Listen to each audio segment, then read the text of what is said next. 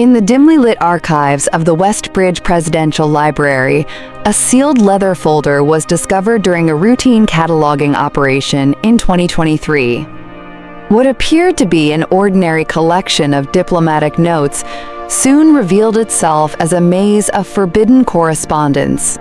Handwritten letters, delicate, perfumed, and conspicuously unclassified, bore the crest of the Argenvale royal family, a European monarchy believed to have maintained strictly formal ties with the United States.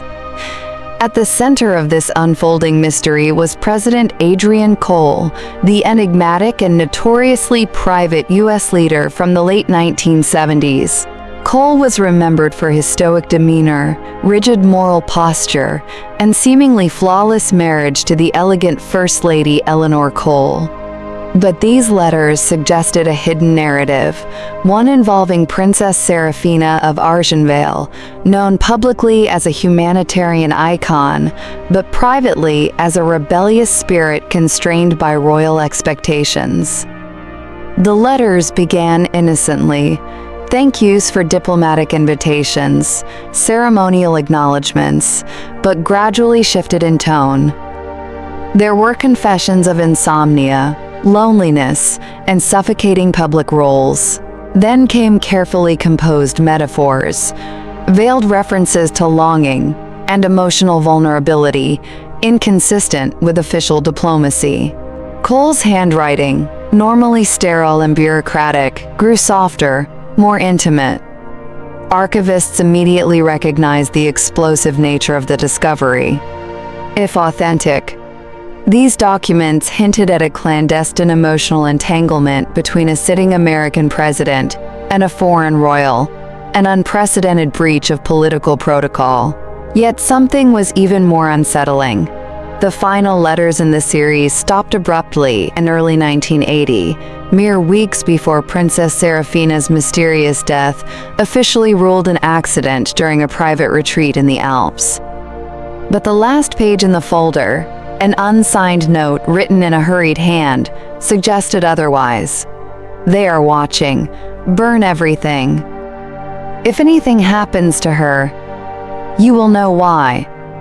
The documentary team investigating the archive grew increasingly convinced that they were not dealing with a simple romance, but a secret powerful enough to threaten international alliances and perhaps even ignite a covert struggle among intelligence agencies.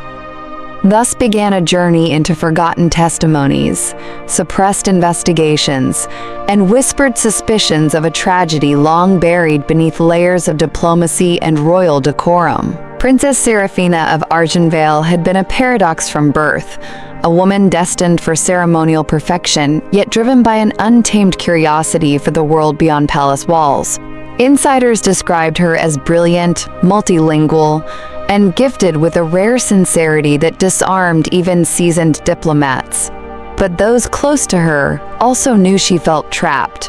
Her role demanded public smiles, strategic marriages, and emotional restraint, none of which suited her fiercely independent nature. Her encounters with President Adrian Cole began during a Goodwill Summit in Washington, where Serafina, then in her late 20s, was representing her father, King Alastair. Eyewitness accounts described an immediate spark between them, not romantic at first, but electric in its intellectual depth. Cole admired her outspoken critiques of global power structures, while she was fascinated by his quiet intensity and uncompromising idealism. The royal advisors were alarmed. A friendship was tolerable, but emotional intimacy with a foreign head of state, especially one as influential as Cole, posed political risks. Rumors circulated within palace corridors that MI7, Argenvale's discreet intelligence service, had begun monitoring the princess's overseas communications. By late 1979, Serafina's private diaries, never disclosed to the public but referenced in the estate's confidential ledgers, indicated that she felt cornered. She wrote of eyes in every hallway and shadows that bow before they strike.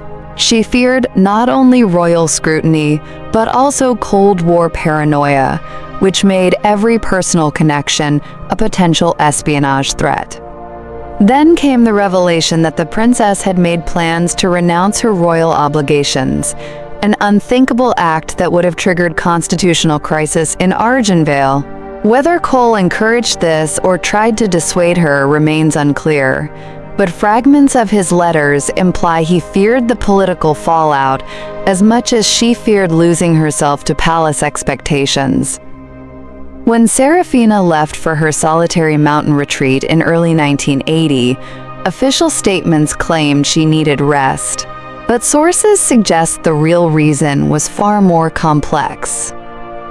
She intended to decide whether to publicly reveal her relationship with the American president. What she could not have known was that several intelligence agencies, both European and American, were already positioning themselves to intervene.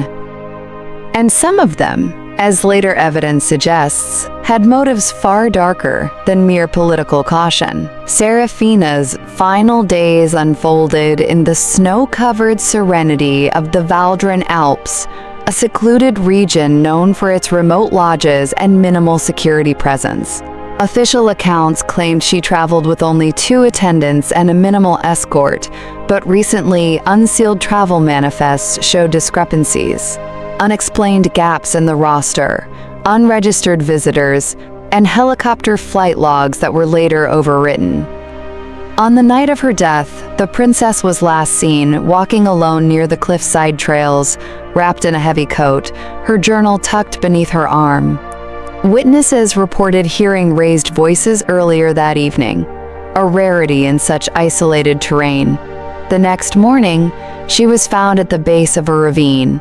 Authorities swiftly declared it an accidental fall caused by unstable snow. But the inconsistencies were overwhelming. Her journal was missing. Her coat showed signs of tearing inconsistent with a fall. And one of the attendants who traveled with her vanished from public record within months.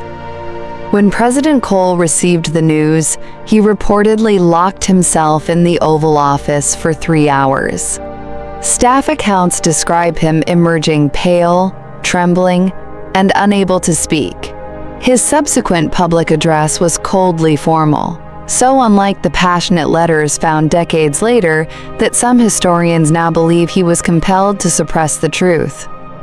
Theories emerged almost immediately, though quietly and in whispers. Was Serafina silenced to prevent a scandal that could destabilize 2 nations? Did intelligence operatives intervene to protect political structures? Or had someone within the royal family acted to prevent the princess from breaking centuries of tradition? The only surviving U.S. document referencing the incident was a heavily redacted CIA memo noting irregularities and recommending, quote, containment for diplomatic stability. Serafina's funeral was a spectacle of sorrow and ceremony, but behind the scenes, multiple agencies conducted covert analyses. None of their findings were ever released. As for Adrian Cole, his behavior grew erratic during his final year in office. He became reclusive, distrustful, and obsessed with security protocols. Some say he believed he was being monitored by the same forces that orchestrated Serafina's demise. Others claim he knew too much and feared he would be next. President Cole's final months in office were marked by paranoia and unexplained political missteps. His advisors frequently clashed over his sudden obsession with classified files relating to foreign intelligence operations. Several aides later testified that he repeatedly requested documentation about Argenvale's Royal Security Division, records he had no conventional reason to pursue. Then came the most disturbing revelation. Cole had ordered the National Security Council to compile a dossier titled Project Seraph, the contents of which remain unknown. The existence of the dossier was quietly erased from official archives, but traces of its registry number survived in obscure inventory logs discovered decades later. As Cole's mental state deteriorated, rumors swirled around Washington. Some cited grief, others referenced stress, but a few whispered that he believed elements within his own government were conspiring against him. His marriage to Eleanor suffered deeply. Once a symbol of elegance and unity, the First Lady retreated from public life with increasing frequency, reportedly devastated by both the emotional distance and the secrets she sensed, but was never allowed to uncover. In late 1980, Cole collapsed during a private meeting. Medical reports attributed it to exhaustion, but an anonymous physician later indicated that toxicology results were inconsistent with natural causes. The White House denied these claims fiercely. Cole resigned unexpectedly weeks later, becoming one of the few modern presidents to leave office prematurely. He retired to a remote Virginia estate where he spent his remaining years in isolation. Friends described him as haunted, pacing the halls at night, muttering phrases no one could decipher. When he died in 1987, a locked wooden box was found among his belongings. Inside were carbon copies of his letters to Serafina and a single unlabeled cassette tape. The audio, degraded with age, contained only one discernible sentence: "They will rewrite everything." The box was confiscated by federal agents before Cole's family could request an independent review. To this day, no one knows where it was taken. The resurfacing of the sealed leather folder in 2023 triggered a new wave of inquiries. Historians, investigative journalists, and independent analysts pieced together fragments once thought lost. Newly digitized palace records revealed that the royal family of Argenvale had quietly removed several officials from their posts in 1980 with no explanation. Meanwhile, declassified U.S. documents showed redactions exclusively around operations involving joint diplomatic security that same year. The pattern was unmistakable. Both governments had synchronized their cover-ups. But the most shocking discovery came when a retired intelligence analyst broke his silence. He acknowledged working on, quote, containment assessments after Serafina's death, describing them as, quote, a collaborative necessity to preserve global stability. When pressed about what truly happened, he responded with chilling vagueness. Some stories are too dangerous to exist. As the documentary team compiled evidence, a haunting theory emerged. Serafina's death, Cole's collapse, and the silence enforced by two powerful nations may have been part of a coordinated effort to prevent a geopolitical rupture caused not by espionage or treason, but by love. Today, in the hushed chambers of the Westbridge Library, the folder remains under restricted access. Scholars who have seen it speak of trembling hands, of the weight of tragedy preserved in ink, and of a love story that inadvertently endangered the structures built to control the world. The truth may never be fully known. The witnesses are gone, the evidence fragmented, and the institutions involved have perfected the art of selective memory. But echoes linger in letters, redacted files, and the final plea President Cole wrote to Serafina. If history forgets us, let it be by our choosing, not theirs.